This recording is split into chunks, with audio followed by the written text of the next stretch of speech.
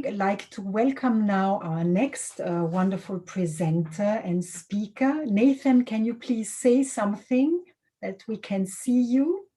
Hello, Gabrielle.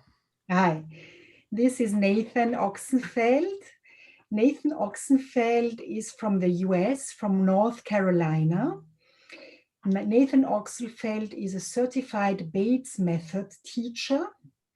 He's the founder of Integral Eyesight Improvement based in Asheville, North Carolina. He's the author of Give Up Your Glasses for Good. And he's hosting the Naked Eye podcast on YouTube and Better Eyesight podcast. And he's the producer of the new documentary, New Vision 2020, From Eyesight to Insight, which I highly recommend. Very well done and very interesting. And Nathan I'm very happy that he is part of our Color Lights World Project group, because he's a specialist for eyesight and consciousness. You can hear it. Too loud. Working with light also, of course. And as we all, or I guess many of us, are spending a lot of time, a lot of screen time, he's the one who can inspire us and help us so that our eyes stay healthy and maybe also can improve. Welcome, Nathan. Thank you, Gabrielle. Thank you so much for having me. It's an honor to be here. And it's just been so amazing last Saturday going through everybody's gifts. And so far today, I'm just like glowing. And yes, my name is Nathan Oxenfeld. And I really wanted to kind of address the elephant in the room today, like Gabrielle just mentioned, that we are all looking at a screen right now. And sometimes our eyes aren't the biggest fans of screens, especially if we're kind of going overboard with them. And so what is the screen if not just light? It's a source of light that's shining directly into our eyes. And Gabrielle shared a wonderful quote from Goethe earlier, and I wanted to share one as well. That says, "Light created the eye as an organ with which to appreciate itself." And this was just put up yesterday by one of my friends, Victor. He's known as the blind biohacker. He's another one of these people who's really interested in finding out what can we do to influence our eyes and our vision in a positive direction. And what we just did with Rike and with Nishant and everybody last weekend is, what are we doing? We're appreciating light here. We're appreciating color. And if your eyes are not in a relaxed state, if they're full of tension and tightness and strain, maybe we're not able to appreciate light or color as much as we could. And so hopefully by some of the things that I shared today and in my workshop in 2021 will enhance everybody else in this group's, teachings to the people, because more you relax your eyes, you can receive this light and receive these colors in maybe a deeper way than if you're coming at it with tension and strain in the visual system. Now, what we just did was kind of cool, where we closed our eyes and we were just feeling the color on the body and on the skin and through the eyelids. And it's interesting that the color blue was chosen, because that is also part of my topic today, is about blue light from the screens and how to kind of manage it in a sense to maybe make our eyes feel better and see better. And there's a clear distinction here between what we just did, which was sort of a meditative therapeutic experience with a specific color for a specific reason.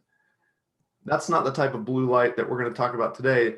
I'm talking about more of the sort of more mindless consumption of blue light that we're, being maybe overexposed to with all the screens. So I wanted to talk about the artificial light sensitivity today. But first I wanted to talk about natural light sensitivity. Because that's in my mind, that I have this distinction between artificial light and natural light. and natural light is the sun. Gabrielle mentioned that I'm a teacher of something called the Bates method, which was developed by an eye doctor named Dr. William Bates about 100 years ago. And a central part of this form of natural vision improvement is light therapy, specifically sun therapy. Now, this practice in the Bates method is called sunning, and I've kind of changed the terminology in a sense to call it sun sandwiches. So I've got a couple gifts for you today. First of all, I want to give you a sun sandwich, and there's a couple reasons why I call it a sandwich. It's because, first of all, you're feeding your eyes. Sunlight is essentially the environmental nutrients for your eyes and your vision. There was this wonderful man named Jonathan Ott, who is another one of these pioneers in the light field. And he pointed out to me in his book, Health and Light, that humans require a trace amount of UV light. We know that we need like trace amounts of minerals and even certain heavy metals we need, but if we get too much of it, it can be toxic.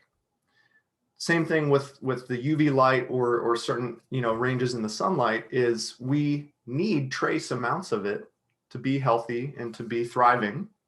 If we get too much, we get burnt. If we don't get enough, we run into a whole other set of issues as well. So these sun sandwiches that you can start to feed yourself on a regular basis are really designed to help you find that sweet spot where you're not underexposing yourself and you're not overexposing yourself. And I know that most of us are inside right now, so I'm not actually going to go outside and actually take a sun sandwich, but I'm just going to show you what it looks like so that maybe later today or this weekend or sometime you can try it out yourself and see what it feels like. The other reason it's called a sandwich is because we alternate between the sun exposure and palming. So sunning is super simple. Your eyes are closed. You face towards the sun in the sky, ideally when it's low in the sky, close to the horizon. Sunrise or sunset is great, but anytime is okay. You just want to be mindful of the UV index. Your eyes are closed and you simply swing or pivot your head, or maybe you want to swing your body, or maybe you want to nod your head up and down, or maybe you want to do a little head roll or a little infinity sign. Doesn't really matter what direction you move in. You just want to make sure that you're not just totally motionless and just absorbing the light in that one spot on the retina. We want to spread the light all around the inside of the retina and bathe all of the rods and the cones, which are literally called your photoreceptors or the light receiving cells. We want to feed all of them. And when I do it, I almost picture that my rods and cones are kind of dancing around and partying because they're like getting what they want. They're craving that light. And then you're only doing it for maybe between 5 or 10 seconds of sunning. Then you go right into palming, which is when you take your cupped palms and place them over your closed eyes. I cross the fingers of one hand over the other to kind of create this upside down V shape so that my nose isn't getting blocked off. I can breathe nice and easily. And we're sealing the eyes off from as much light as possible. We're not pressing on the eyes. We're just blocking all the light. And we watch the light fade away. It gets darker, darker, darker. And then we slowly remove the hands, go right back into the sunning. We want to be gentle because your pupils dilate when you palm. So when you come back into the sun, your pupils constrict, and we want to be careful that we do it gently. So you slowly kind of remove and come back right into the sunning just for 5 or 10 seconds, back and forth.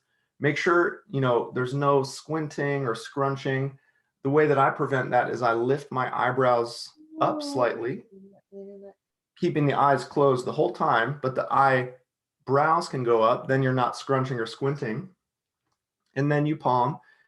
And this alternation between the brightest light in the solar system and the pitch black of this little palming cave creates this full spectrum of flexibility of the iris muscles, the pupils, this fluid exchange that's happening in the eye.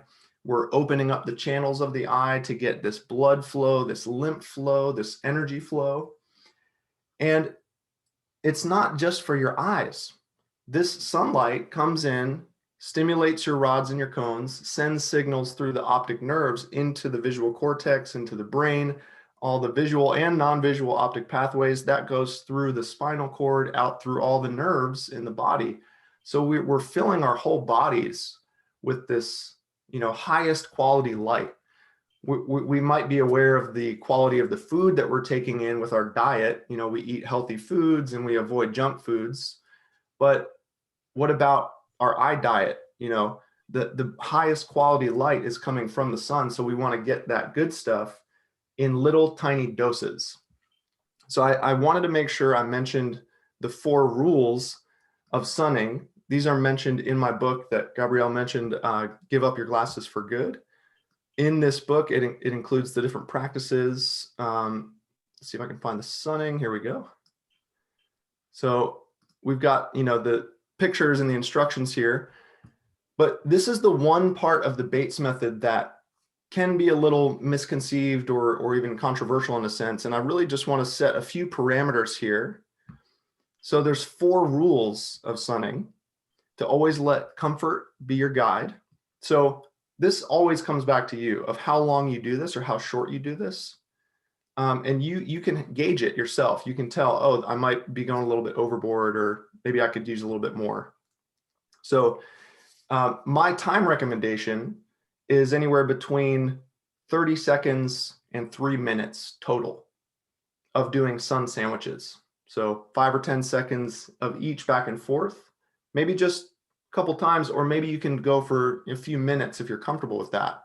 Everybody has different light sensitivity levels, but the cool thing about this practice is that it decreases your light sensitivity so you can handle brighter lights and it's not uncomfortable. Number 2 is a little bit often. So we want to think about these little dosages, those little trace amounts of light that we're getting, as opposed to just going overboard or doing a big long sunning session.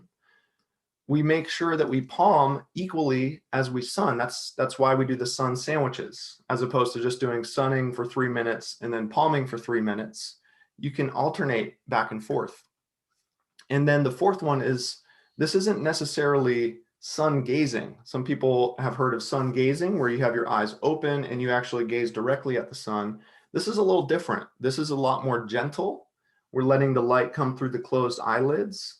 It's diffusing the light, and there's a lot of movement. So we're spreading it all around. And like I mentioned, it's neat how Enrique was talking about how her colors changed depending on the different qualities of the sunlight in different countries she travels to. So think about where you live, how close you are to the equator. Maybe you want to even look up what's the UV index in your area. And it changes throughout the day, so that's why we want to do it kind of, between maybe 6 and 9 a.m. in the morning, or between 4 and 7 p.m. in the evening, depending on the time of year when the sunset and sunrise is. So, and here's John Ott I was talking about. We are all light deficient, and this deficiency may be the source of our physical and emotional problems.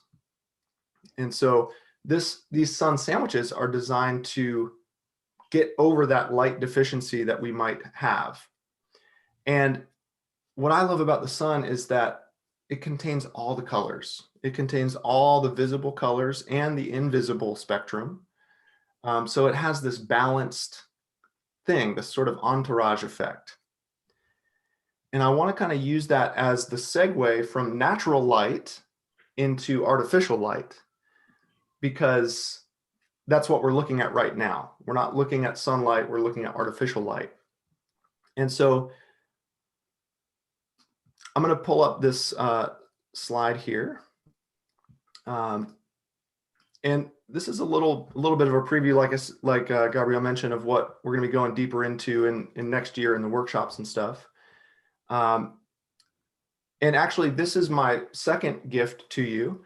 Earlier this year, I hosted an event, the Vision Summit, and I gave a full 1-hour workshop on these 6 computer vision tips. And I'm just going to focus on one right now, this blue light thing. But if you're interested in getting the full, all 6 of them, I'll type that link in the chat, and then you can watch that later. So it's integraleyesight.com/colorlightsworld. That's where you can actually put in your name and email, and you'll get a link to this full video that you can watch on your own time. But I wanted to touch on this blue light aspect, because this is the other little takeaway I wanted you to receive today, is the fact that we can use the blue light in that therapeutic way, like we just experienced in the meditation. But what about when you're writing emails, or when you have to work spreadsheets, or when you're having to do all kinds of work on the screens, and it's less of that intentional, hey, I'm using this frequency of light to heal, and it's more like, I just got to get my work done. I'm a big proponent of managing this blue light exposure.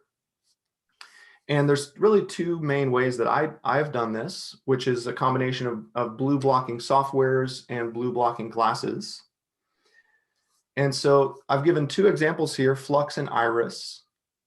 Flux is a free software that you can download on your laptop, on your computer. It just pops up in your toolbar, and then you can drag the bar and it takes some of the blue light out. It makes your screen look a little more yellow, orange, red, which is what my screen looks like right now. But I don't have Flux on this computer. I have Iris on this computer, which is similar kind of software, except they have just more features. They have, you can change the brightness of your monitor without affecting the flicker rate, which sometimes affects eye strain. And they've even got these timers to kind of help you become more accountable of taking breaks from your screen time. But the really cool thing is that all these companies are acknowledging this effect of the blue light. Like on your smartphones and tablets, it's probably built in already, this night shift mode or the dark mode.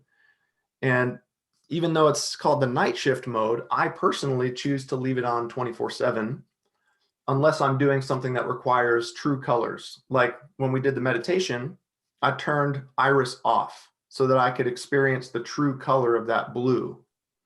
But right when it was over, I turned Flux back on, and now my eyes are more comfortable looking at the screen with the blue blocking software on it. I've been using these things since 2012, and it's been a huge, huge game changer with how much screen time I have to do. It allows me to work on the screen in a much more comfortable way. Now, when I'm looking at a screen that has the software on it, I don't really think I need to wear the blue blocking glasses because I've already got the software on, but my television doesn't have a software on it. So that's really the only type of screen that I will wear blue blocking glasses. So got a couple examples. These are the more kind of transparent clear ones. So these are just two, these are the raw optics ones. These are the day ones, so that, you know, the colors look about the same. It's a little yellow, but not too noticeable. Then we've also got these yellow ones. These are the blue blocks, yellow ones. These ones are just, you know, kind of brightens things up, and it's filtering more blue light than the clear ones, but it makes everything yellow. So you want to take that into account. Then the more extreme ones are the night versions. These are the red ones, which blocks majority of almost all the blue light, if not all of it, and it makes everything red. So once again, this, if you're watching a movie or a TV show, it does mess with it a little bit because you're not getting the true colors. So you might want to use one of the more clear ones or things that don't change it as much. Those are all non-prescription, but they do make prescription ones as well. But the idea about this whole natural vision thing is that when you implement some of these things, you may require less prescriptions. Maybe you gain some more independence and more functionality without using artificial lenses. In my own experience, I wore glasses and contacts for over a decade for myopia and astigmatism. And through the Bates method and this light therapy and this work, I, over a period of a few years, weaned off of my glasses and, you know, began able to see clearly without the glasses, and helping other people do the same. And so I'm really, really excited to kind of go deeper into all this stuff in February, we're going to go into more practices and like experiential things of how to actually relax the eyes, relax the mind. And hopefully you can get a chance to check out that full class where you get all 6 of those computer tips. Maybe that'll be a little sort of like preparation for all these amazing Zoominars that are coming up each month in 2021. So just wanted to thank everyone again for being here. And well, I forgot, I wanted to check in with the group. Is anybody currently using any kind of blue blocking softwares or glasses? Yeah, Constance is showing hers. Constance. So Yes, yeah, it's, a few, yes. yeah, it's a simple little step you can take. And I think that it can lead you in a totally different direction with your visual development. So those are my gifts, would be that full class and some sun sandwiches. And I really, really appreciate y'all being here and being interested in these amazing topics. Thanks a lot, Nathan.